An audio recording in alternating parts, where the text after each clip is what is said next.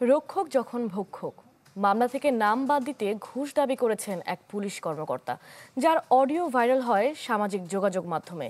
এ নিয়ে নাটোর জুড়ে চলছে তোলপাড়। প্রাথমিক সত্যতা মেলায় সাময়িক বরখাস্ত করা হয়েছে ওই পুলিশ কর্মকর্তাকে।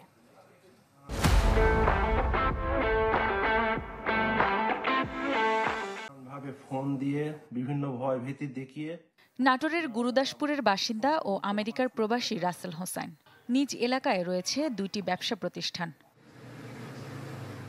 গেল ১৬ মে চাঁচকৈর বাজারের হামলার ঘটনায় তাকে প্রধান আসামি করে থানায় একটি মামলা করেন স্থানীয় ইটভাটা ব্যবসায়ী ফরিদ মোল্লা, যার তদন্ত ভার পায় গুরুদাসপুর থানার এসআই আবু জাফর মৃধা।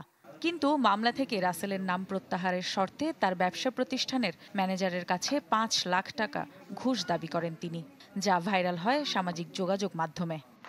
মোটামুটি কমপ্লিটলি মামলা থেকে বাদ হয়ে আসতে তার পাশের নিচে চিন্তা ভাবনা করা যাবে না।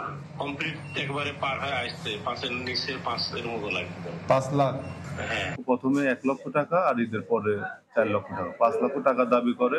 আমি তখন নিজেকে এই সেফ ভাবি না, তখন আমি এই এভিডেন্স সহ ভিডিও ফুটেজ আমি নাটোর পুলিশ সুপারের কাছে আমি জমা দিয়ে আসছি।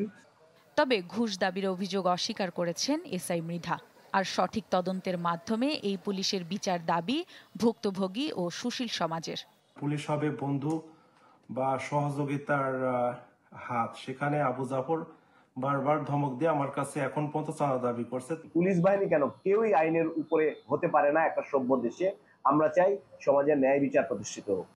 জেলা পুলিশ সুপার জানান, প্রাথমিক সত্যতা মেলায় পুলিশের ওই এসআইকে সাময়িক বরখাস্ত করা হয়েছে। বিভাগীয় তদন্ত শেষে নেওয়া হবে আইনগত ব্যবস্থা। যেহেতু এটা জেলা পুলিশের বামমূর্তির ইস্যু, আমরা তাকে তাৎক্ষণিকভাবে সাময়িক বরখাস্ত করেছি এবং পরবর্তীতে পূর্ণাঙ্গ তদন্ত সাপেক্ষে পরবর্তী বিভাগীয় ব্যবস্থা গ্রহণ করা হবে। এর আগে গেল জানুয়ারি মাসে নাটোর সদর থানায় আরও এক এসআই এর ঘুষ নেয়ার ভিডিও ভাইরাল হয়। Desk report, channel 24।